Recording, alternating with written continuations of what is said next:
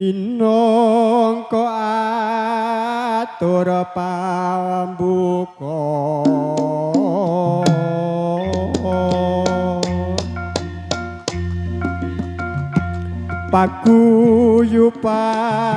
paguyuban seni Jawi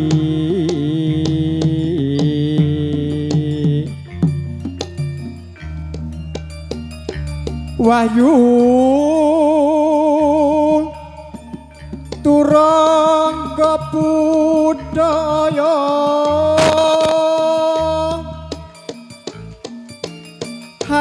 hanglipur para pamriksa sutresna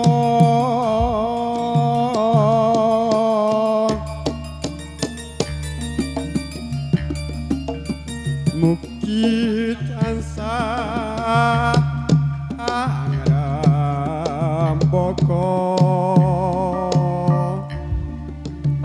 wayu turangga budaya widodara lan lestari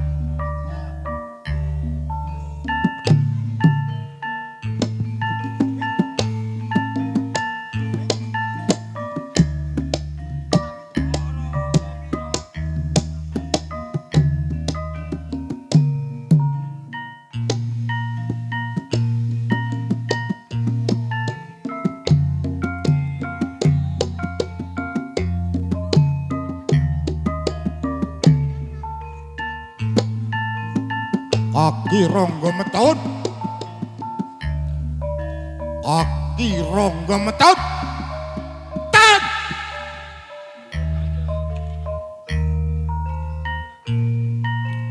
Piye? Sliramu uga duwe kewajiban. Enggal aturna marang aku.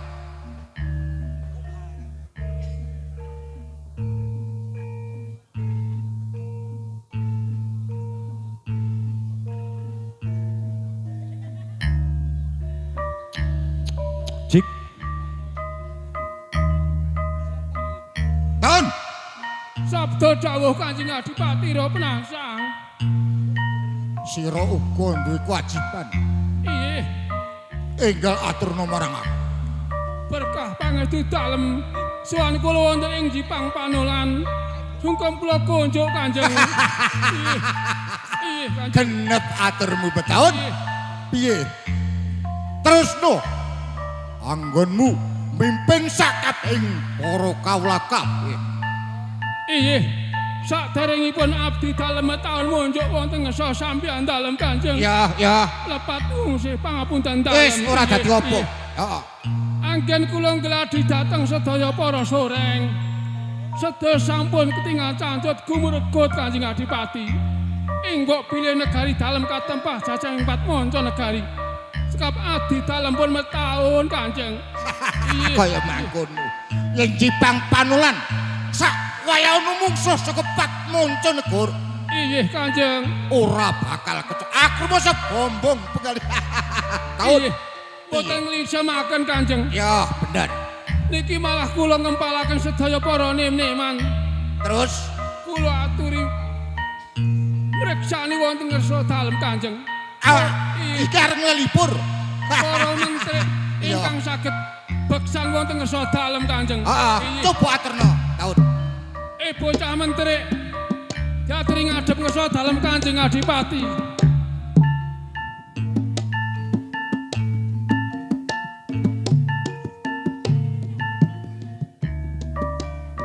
Taun, arep ning ndi? Nimbali dhateng para menteri Oh, Kanjeng. iya. Iye. Saged beksan wonten ngersa sampeyan Ya. dalem Kanjeng. Ah. Iye.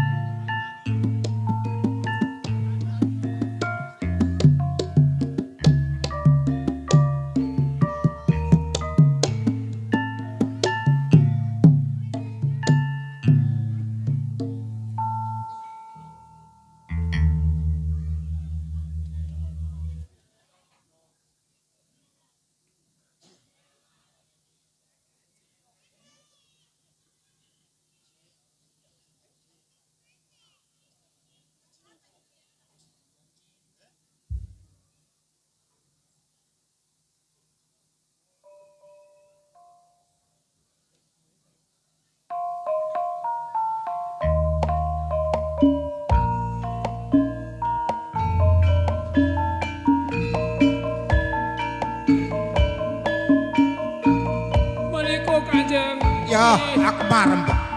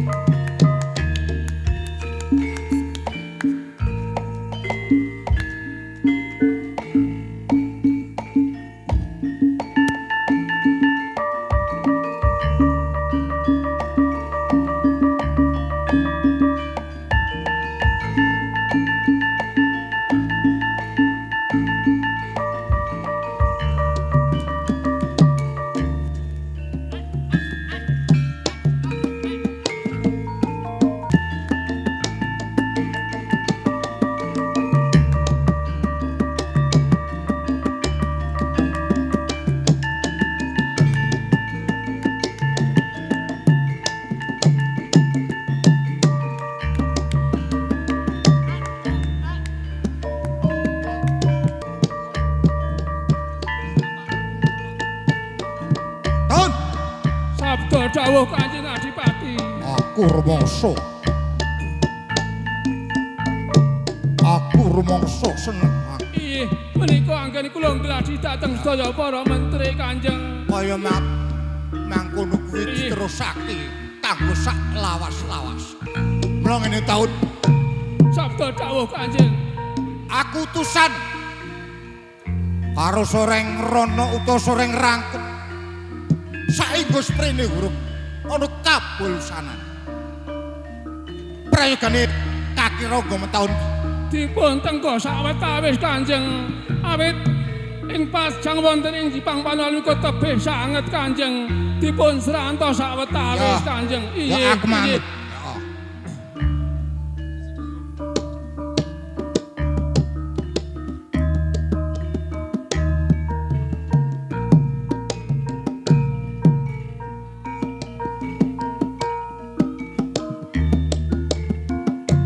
Sampun ketawis Kanjeng.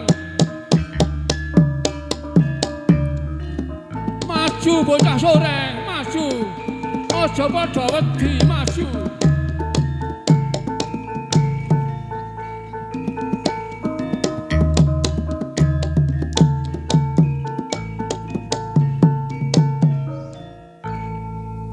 Rangkut.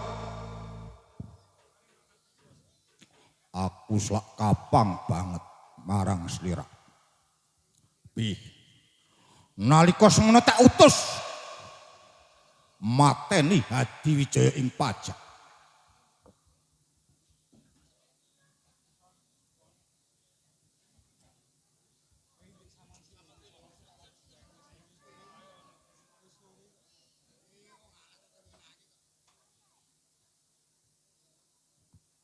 Paring pangandika Sang Prabu. Ya. Saderengipun anggen kula matur, kula ngaturaken sungkem pangabekti kula.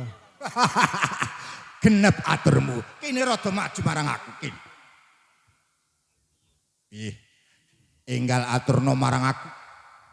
Aku slak abang banget. Kepiye uli-uli sekon pajak. Dados mengaten Sang Prabu. Anggenipun panjenengan ngutus kula mejahi Sultan Hadiwijaya menika. Kula konangan Sang Prabu. Piye konangan? Nggih. Dados Kanjeng Sultan Hadiwijaya menika ratu ingkang wicaksana. Kula konangan mawon mboten dipun pidana. Ananging kula disangoni Mas Picis Rajabrana Sang Prabu. Rangkut Paring pangandika Sang Prabu. yen penemumu Hadiwijaya kuwi apik.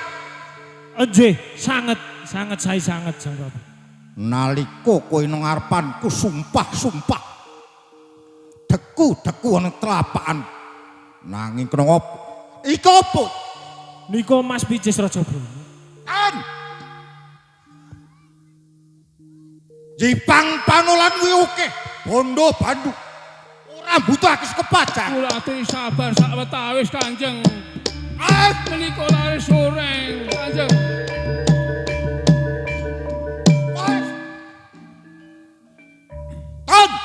Kula aturi sabar Kanjeng. Bondo sing saka Pajang Sutik. Buang.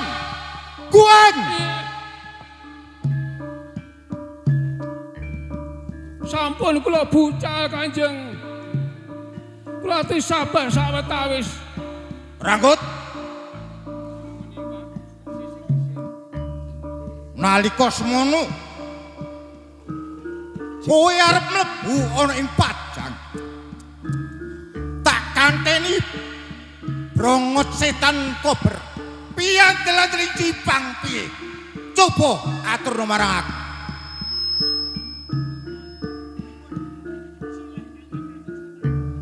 Rangkut. Iki banjur piye? Setan kober ditinggal ana ing Pajang. Oh alah pancen bocah subluk kowe sah soreng. Kula aturi sabar Kanjeng Adipati. Sabar Kanjeng Adipati. Menika lare bodho Kanjeng. Paribasan mboten sak timbangipun paribasan duran mungsuh timun Kanjeng. Anae banjur piye? Kakira ngomong taun. Piyantelan Jipang Panolan wis ora ana. Panjenengan kula aturi sabar Padha Kanjeng. karo Jipang wis ora duwe kekuatan. Kula aturi sabar sawetawis Kanjeng. Menika lare jubluk dipun kengken wonten ing Pajang menika Kanjeng. Ya. Pancen bener.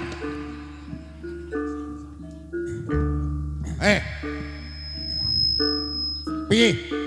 Aturi. Rangkut apa bener? Brongot setan kober ilang. Parat kowe.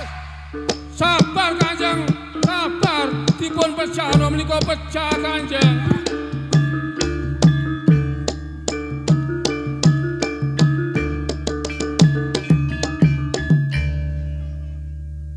Taun. Waalaikumsalam warahmatullahi wabarakatuh Kanjeng Sunan. Assalamualaikum Kanjeng Sunan.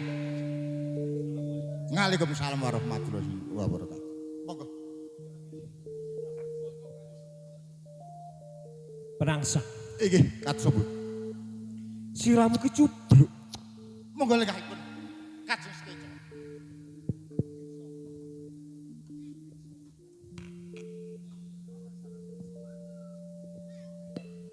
Jebul siramu kelandhep dengkul penangsa. Bapak Sunan. Lupat kula nyuwun lumunting sih wilasa dalem. Iya.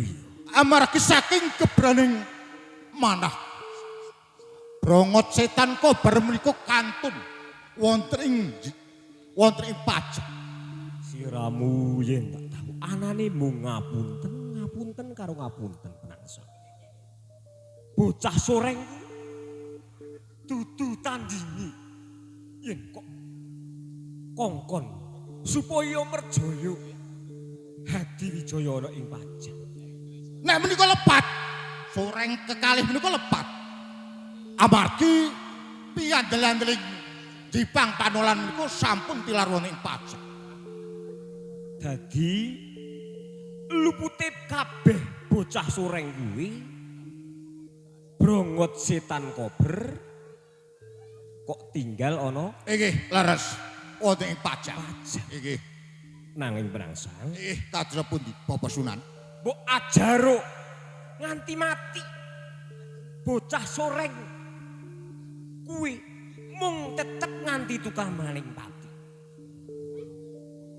Mula para soreng kudu digulawentas sing kanthi tenang. Taun Sabda dawuh Kanjeng Adipati Penangsang. rungake Bapak Sunan. Kon gulawetah para soreng sing tenanan. Kula sampun boten kirang-kirang anggen kula ngemutaken Kanjeng. Iya. Prangsang. Kados pundi Bapak Sunan? Iki ana parampita. Parampita menapa? Sasmita nyata lan sasmita rasa. Inggih. Mula siramu kudu tanggap. Jebeng Prangsang. Kados pundi Bapak Sunan? Yen gula kuwi rasane Inggih legi. bener. Yen lombok Pedes. Lombok menika pedes. Ting pundi-pundi papan menika nek lombok menika pedes. bener. Gula legi Yen uyah, menika asin. uyah rasane asin. Inggih. Bener. Yen pusaka kok ulus Prangsang. Kesanipun Bapak Sunan kados pundi? Mula siramu kudu tanggap sepisan. Inggih. Yen pusaka kok ulus, Nggih kula sarungki. mengku yen ketekan Hadiwijaya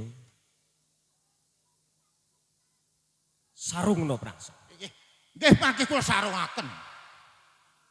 Tanggap Prangsang. Mula Prangsang Nggih kados pundi Bapak Sunan? Padha budal bocah soreng. ora suwe ora ing panti kudus kene. Oh, Bakal ketekan tamu. menika mesti wonten tamu. Bapak Sunan. Mula pikir Prangsang. Nggih. Siramu tak atuh minggir sautara.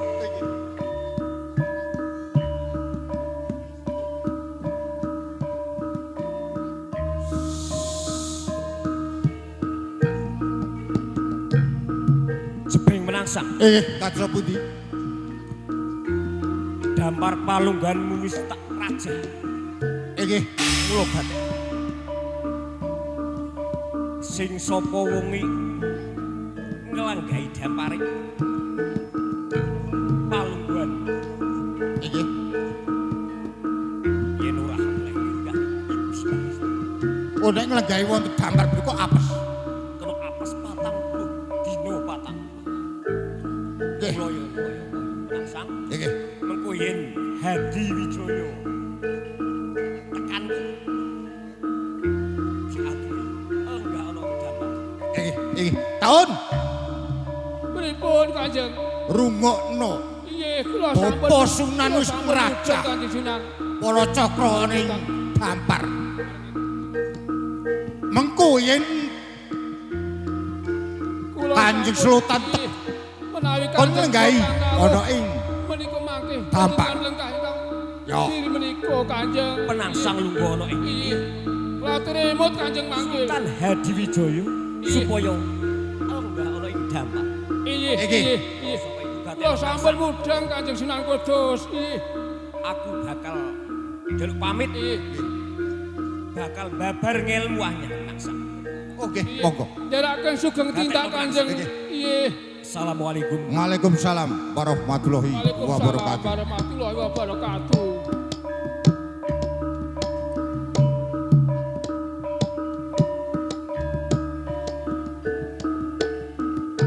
Apa bener?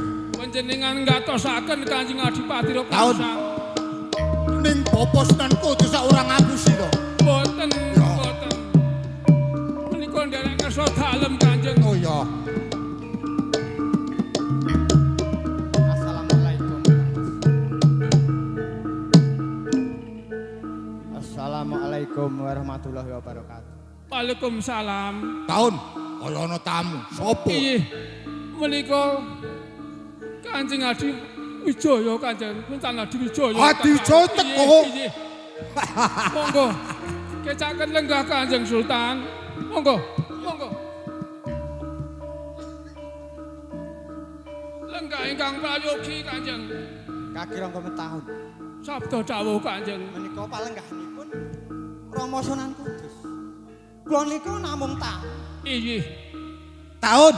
Sinaosa menika lenggahanipun Kanjeng Sunan Kudus menika sampun idin pun palilah Kanjeng. Ora. Kon lenggah taun. Tamu iku duwe lenggah. Kula mriki mawon. Kula menika namung tamu. Panjenengan menika lenggah ingkang sekeca Kanjeng. Ampun. Kula mriki mawon. Adijaya, Kepiye, Kang? rahayu sowanmu ana ing Jipang Panolon. Pikantuk berkah pangestunipun Kang Mas Adipati. Taun Sowan kula kalih ing Menika sami. mboten purun Kanjeng. dipeso. Kanjeng Sultan. Menika Kanjeng Sultan. Kakirang komentahun. Iya, Wis aku kene wae. Ah, kon gogok ora kelek. mboten purun Kanjeng. Waduh Kanjeng. Ya, ngaten Apa sayanipun Kanjeng? leres. Kang Mas Adipati. Satrane. Piye kabul wusanane ana pajak. Kang Mas Adipati. Ya piye? Wonten pajang menika malah kathah rerusuh, Rerusuh apa? kathah malih. Nanging anehipun menika saben-saben maling menika dipun cepet ngakunipun prajurit saking Jipang Panolon. Taun, Kula Kanjeng, kula Kanjeng. apa bener Eh, prajurit Jipang Panolon tok kon nyolong jupuk ning pajang? Hei, menika tangeh lamun Kanjeng. Kang Mas Adipati, piye? anehipun maling menika badhe nyudra yuswaku. Menika aneh. Apa ana buktine? Sing kanggo ana ing Jipang Panolon. Kang Mas Adipati. Maling menika mbeta pusaka. Coba. Menika pusakanipun. Oh, Taun, menika Brahma Sultan Kober Kanjeng. Pusaka Kula mboten pangling niki. wonten Piye? ing pajang mboten kangge. Menika damel iris-iris brambang. Napa Niki damel dinding cilik brambang? Kadipaten Jipang Kanjeng. Niki wonten ing pajang mboten kangge. Menika wonten ing Jipang Panolon sifat kandel Kanjeng Sultan. Sultan Hadijoy, Kados pundi? kowe aja ngremehake karo Brongot Setan Kober. Brongot Setan Kober iki tak sabetake gunung bisa jugruk, Nggih. tak sabetake ana ing segara kidul bisa asat. Ampuh, Kang Mas Adipati, ampuh, ampuh.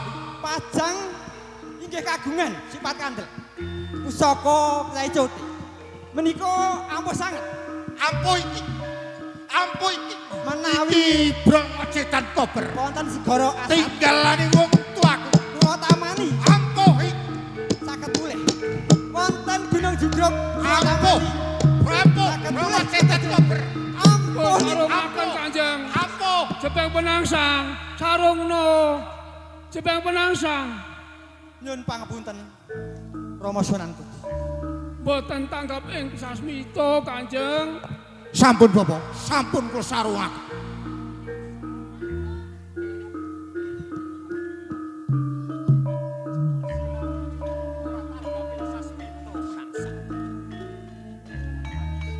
Kesanipun Bapak Sunan menika nyarungaken.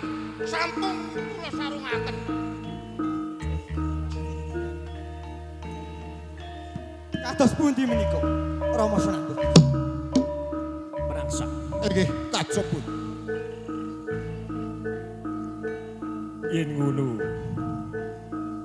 Bapa sing luput. Mula saka iku Penangsang.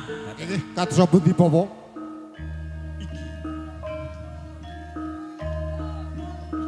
Dina sing ora apik kanggo babar ngelmu anyar Penangsang. Hadi Wijaya. Ndi Rom? Siramu nggih tak aturi. Kundur ana ing pajak. Nggih, nggih. Dina sesuk Bapak Sunan Kudus bakal golek dina sing prayoga kanggo babar ngelmu anyar. Mula sirah enggal kundur ana ing pajak. Nggih. Kula nyuwun pamit, nyuwun tambahing pangestu, Bapak. Iya, iya. Waalaikumsalam warahmatullahi wabarakatuh. Bapak Sunan. Kepiye Nggih, jenengan? kajaba. Kula meniku wau sing anggenipun disebut Rajah Bapak Sunan niku kula lenggahi kiambak. Siramu kok lenggahi dampak Nggih, sing aku wis kok raja. kula ingkang lenggahi. Kula emutaken boten kantosaken Kanjeng Sunan. Mula saka iku Penangsang, Nggih, aja kesuwen wewelingku. Gladio kabeh para prajurit Sureng ana ing Jipang nggih. Nistaken supaya ing tembe mburi sak wayah-wayah ana prajurit saka Patmanca negara bisa nimbulake peperangan ora bakal ngujiwan. Nggih. Saka iku aku njaluk pamit bakal golek dina sing prayoga. Wis ngono Penangsang. Gatekno dawuh Bapak Sunan Kudus Penangsang. Nggih, Bapak. Iku kula suwun. Assalamualaikum. Waalaikumsalam warahmatullahi wabarakatuh. Ingkang sugeng tindak Kanjeng. Taun Sabda dawuh Kanjeng. piye? Ade bakal lumarep ning Jipang Panola.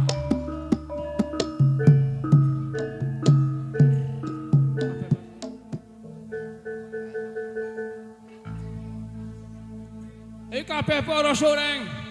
Aturi gladanan ing Pendopakung ing Jipang Panolan bocah Sureng.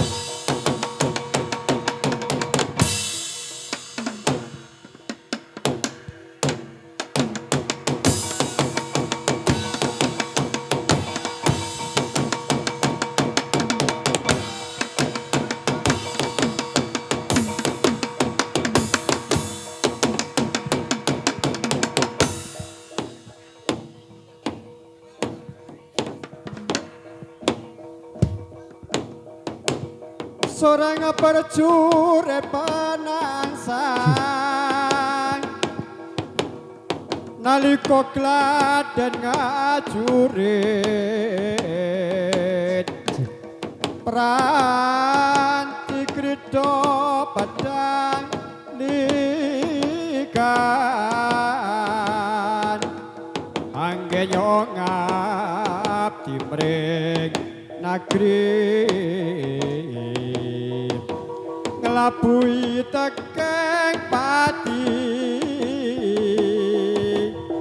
cacah caturakan sinaput